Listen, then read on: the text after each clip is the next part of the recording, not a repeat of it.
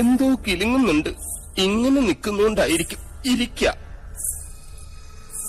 യമനെ കൊന്നയാമ്പ കൊമ്മിട്ടിരിക്കുന്ന പാർട്ടിയായ യക്ഷിപ്പറമ്പെന്ന് പറഞ്ഞത് പിടിച്ചില്ലായിരിക്കും. സാവിത്രി അമ്മേ, എന്നെ കൊല്ലരുത്.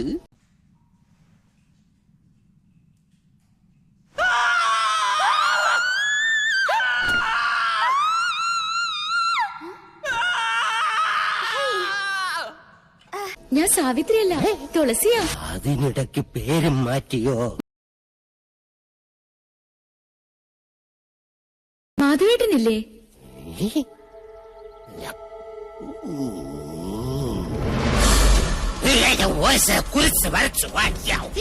അടുത്തു വരരുത്.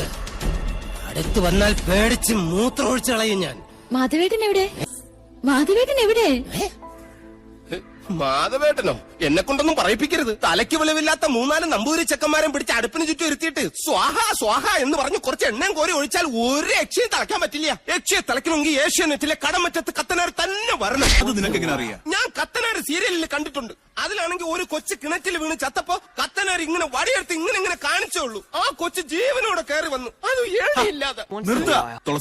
തുളസി കൊണ്ടാക്കാൻ ആരും വന്നില്ല? വരിക. ഇവിടെ യക്ഷിയുടെ മറവിൽ സ്ത്രീകൾ വരുന്നു, ജപങ്ങൾ മുറയ്ക്ക് നടക്കുന്നു.